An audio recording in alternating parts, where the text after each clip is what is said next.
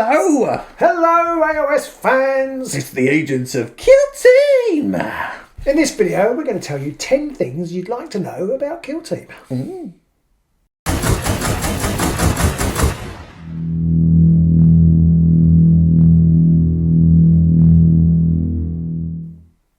Hello everyone! In this video we're going to sort of give you 10 highlights of the game of Kill Team that we've seen on our first pass through. Most of them are positive, and we've given you a few things that we are a bit wary of going forward too. Hopefully you'll enjoy this video. If you've got any comments, if you've got any highlights of your own, do let us know in the comments below. If you're new to the channel, because we haven't really done Kill Team before and you might have joined us for that, then please do like, subscribe, hit the bell, all that shenanigans. But enough of that, let's crack on. Ooh, so here we go. First point.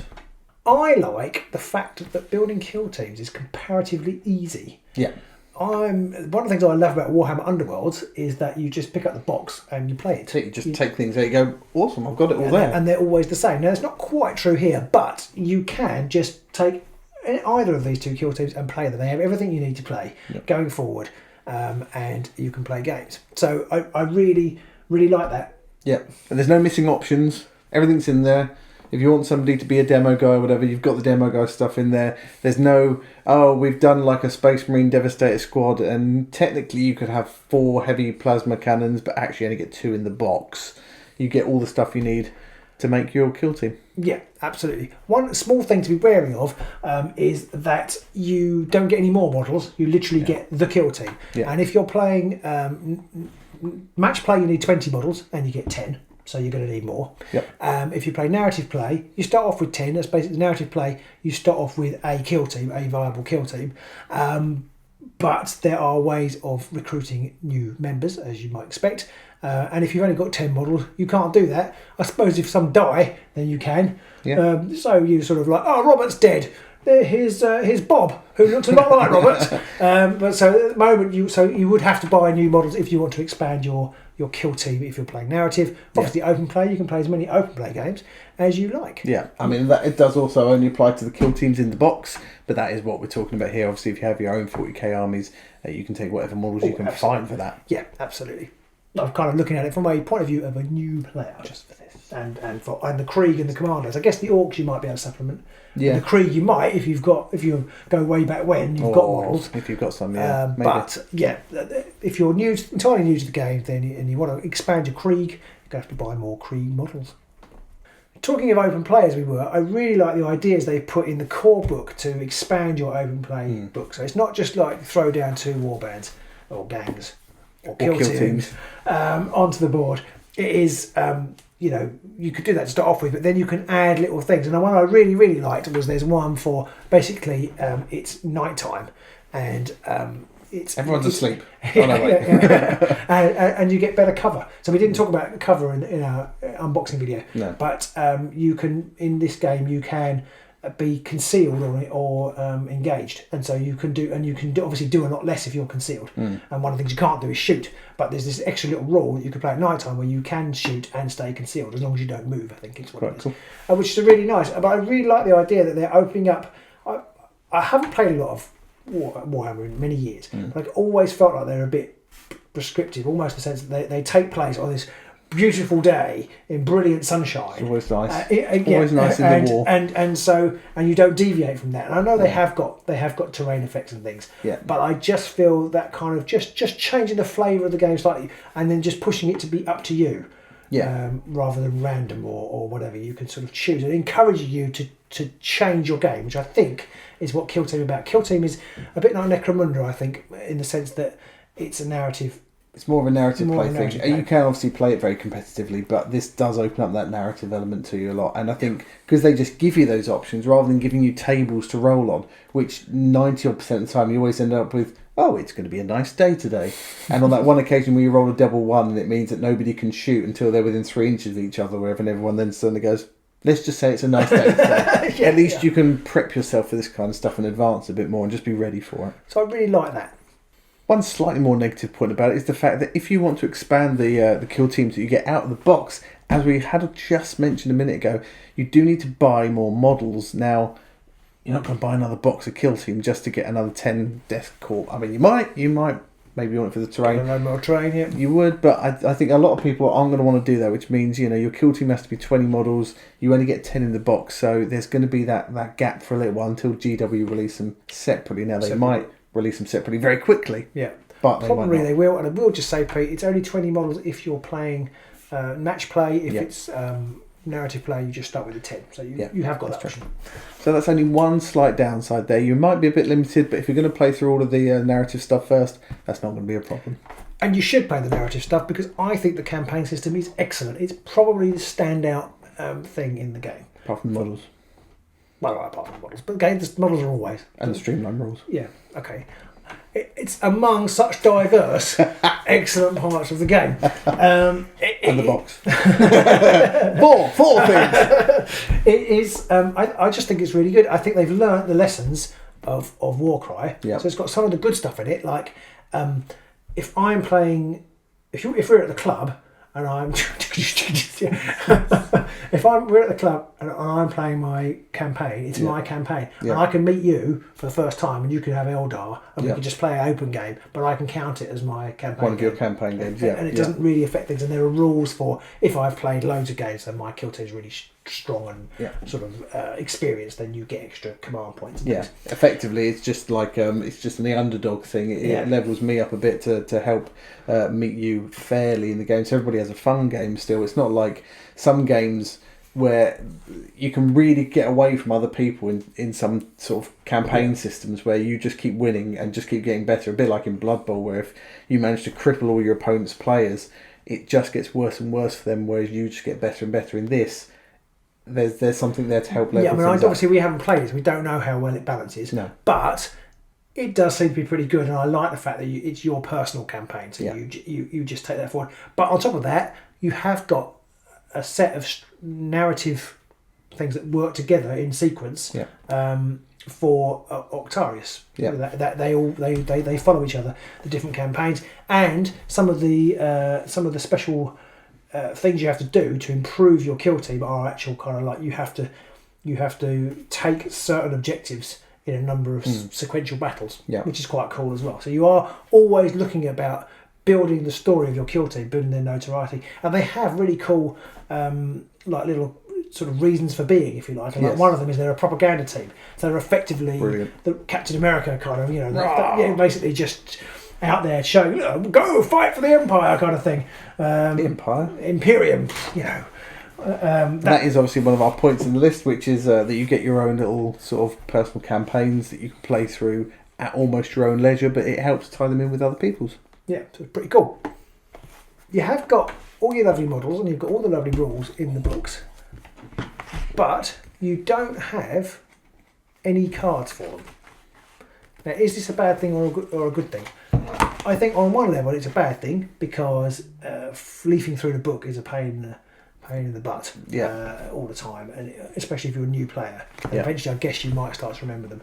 But Warcry had the cards, the old Kill Team had the cards. Underworld has the cards. Yeah, we kind of print stuff out for gangs, don't we, for Necromunda.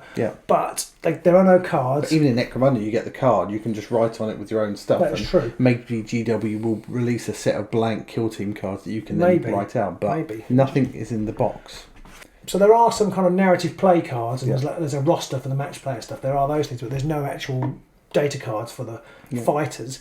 But there are tactical operations cards, but only the ones, the core ones. That's a bit of a strange mismatch. I mean, it works quite well. You've got the 3 cards that you can put in, and they tally up with the 3 specific ones for your kill team. I assume the ones in the compendium will also have 3, so everybody had kind of each kill team has 3 special ones.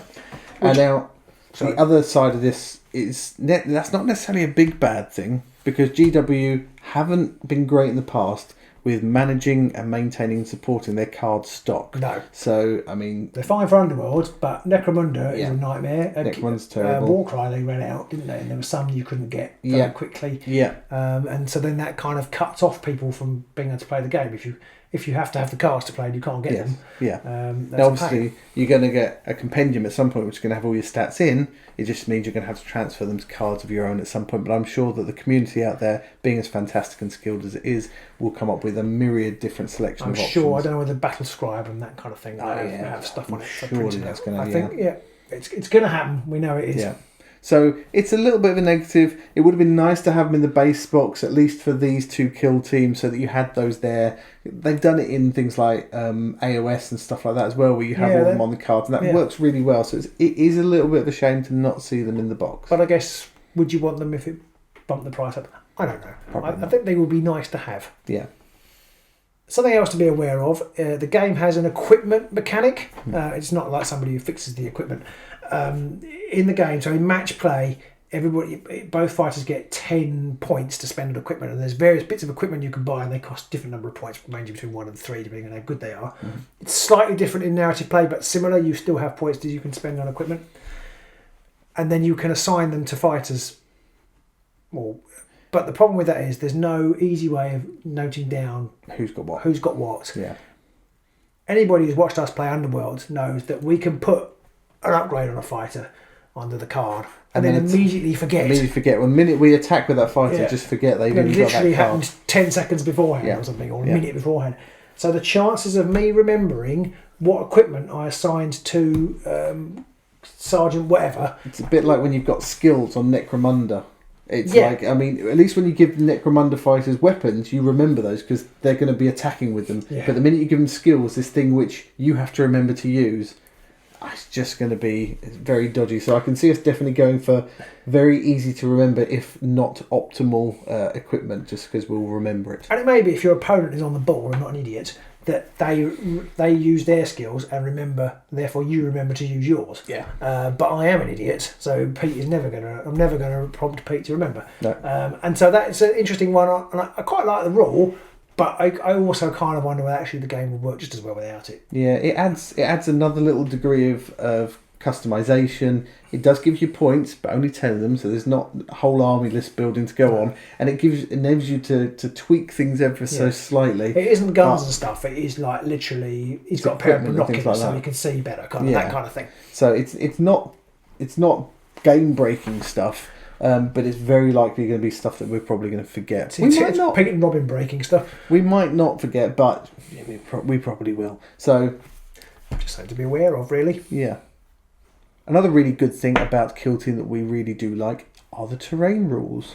Yep, I could see that they might cause consternation and annoyance from some people who find it sort of the nanny state kind of thing. But you assign certain keywords to the terrain. So there's like I forgot what it's called, but it's like a platforms or vantage points. They call it vantage points. Everything so you name, well, that's a vantage point, that's a vantage point, that's a vantage point. If it's not a vantage point, you can't stand on it, which is quite cool. There's no propping your model right on the edge of something. It's like if you haven't said in advance that it's a vantage point, you've got no hope of standing. And similarly, if you declare at the start whether it's heavy or light, and it has a set of properties. And that's what they are, and they never deviate. There's no arguing about no, that's light cover or that's heavy cover or you're not in cover there or whatever it is. It's just if you're on it, then it gives you those benefits, and there's no disagreement. Or behind it if you're on it. Doesn't work. But so you can't be on it unless it's a vantage point. No, exactly. So I really like that. It's really simple, and there's some things that just aren't little bits that just say that's just literally scenery. Yes. It doesn't do anything. You can just traverse it easily. Exactly. There's rules for reduction of movement. You lose a circle of movement if you go over things. It's just really simple. Yeah. And what I really liked was that the campaign book defines the scenery for the campaign that came in the box. Yeah, actually lays it all out for you. Yeah, and the core book actually does too. It takes a look at various bits of old Kill Team stuff and says, because there's even one of the tree models in there. It says, excellent. The trunk is heavy cover. Yeah. I'm sure some people say, I don't need Games Workshop to tell me the trunk is heavy cover, but if you do, it's there, and then there's no arguing then either, is there? You haven't got to argue over the forest, whether it's heavy or light cover. Yeah. I mean, I personally, I don't think I've ever been in that situation, but we've all heard about those situations where two people spent 45 minutes arguing over whether something was light cover or heavy cover or whatever. Yeah. There's none of that now. There's no confusion to be had. It's all prescribed and detailed, and I know some people will hate that. They will absolutely despise that GW have started to spoon feed them how to play their games, and they won't like it. But you know what? Most people, I think, are probably going to sit and go, "Oh, thank God, I haven't got to worry about that." But you know, the best thing about it is, if you do want to do that, you can. With your friends, if you all want to have absolute granularity on it, just redefine the terrain rules. But if you don't, if you just like me and Pete, you just want to turn up and understand what a tree does, then you're there. Okay. So the last one, and I hate to bring it up, is the range ruler. Now, we're not going to talk about this too much. I don't hate the range ruler at all. No. I think it's quite a neat idea. I think it's going to be really handy to measure stuff. When you want to measure, which is whether something is the right distance away to do things for engaging or for cover, it's going to be really easy. If I can get the range ruler in, it is, and if I can't, and because it's so small, you're not going to have that problem of trying to get it in amongst models and terrain and all that kind of thing. It's just going to be nice and easy to go, that's an inch away. So I do like that. I just think the implementation of it is a little bit shady. We're trying to pick our words. Yeah, it works. I think practically it works. I think we all know that the shapes are bonkers. Yes. So and when you're reading the rules, I made a video about it, and a few people gave a stick about, be quiet about the range ruler. I'm not moaning about the range ruler, but when you're reading the rules and you're trying to remember that a triangle, which has 3 sides, is actually only 1 inch, when they could have used a circle, which technically has 1 side, then it's a bit. It does your head in a bit when, especially with there's a few places in the rules where you've got squares and triangles being used, and one of them means 2. The one with 4 sides means 2, and the one with 3 sides means 1. No, the one with 4 sides means 3, and the one with 3 sides means 1. That's how confusing it is. You can't remember that. And the circle means 2. What's the madness? So see, even now, I can't get it right. And I have to say, I did find myself having to flip to the front of the rule book where the range ruler is explained several times when I was reading the rules. But of course, when you've got a 6-inch ruler, of course, you're going to use a pentagon for that. So a little bit tongue-in-cheek, but it is unnecessarily confusing in the rule situation. There are times, like Pete said in one of our other videos, where it says, if you're triangle within one person, then circle. But don't forget, it might be square. That kind of thing. Yeah. And it's like... and you have to kind of disengage the logic part of your brain a little bit when you're reading it and just try and read it. It's a bit like a maths question. Yeah. If it takes 2 circles one day to do 3 triangles, how many pentagons does it take in a week or whatever? It does take a little bit getting used to. How much personal information has the pentagon got on you? Ooh. But once you get used to it, you can start to see, so if this person is in 1 inch of this, then they can do this and they'll be within 3 inches. Yeah, I think practically it'll implement fine. Yes. But in the abstract, it's a little bit confusing. A little bit confusing. Of course, there's a lot of people out going, I will use my ruler. Exactly, use a ruler, use your tape measure if you want. It's all there. The only problem you will have is in the rule book, it will say, move 3 circles, and you'll have to know that 3 circles is 2 inches, so that you need 6 inches on your ruler or whatever like that. So, overall though, I think the range ruler, the measuring thing, they're really snazzy. They're really nice. I really like them. Paint gold. I'm gonna paint them gold. I'm gonna gilt them, and I'm just looking forward to playing with those because I think they're nice. They're just a nice little touch, and loads of games have done it before, and I don't think GW are any different really. No. Absolutely. So there are things to think about when you're playing Kill Team, or things you might want to know. If there's anything else you want to know about the game, give us a shout. We'll do our best to answer you. You can stick them in the comments. Or you can find us on Facebook. And we're pretty fast at answering questions. So let us know what you think. Yeah, do let us know in the comments below the things that you are looking forward to, the things that have turned you off a little bit from Kill Team. Are you going to still be playing Kill Team version 1 because of whatever they've done here? Maybe it's the range ruler, maybe it's the simplicity of the rules, or maybe those are the things that are getting you into this game. So I know for me, the simplicity of the rules, they are calling me like the sirens. We like simple. No. That's why we get on so well. Yeah. No. Well, thanks for listening, everybody, and do check out our other Kill Team content, which hopefully will start coming thick and fast. If you do want to see more of this, do give us a thumbs up, like, subscribe, share, all those good things, and we'll see you soon. Bye.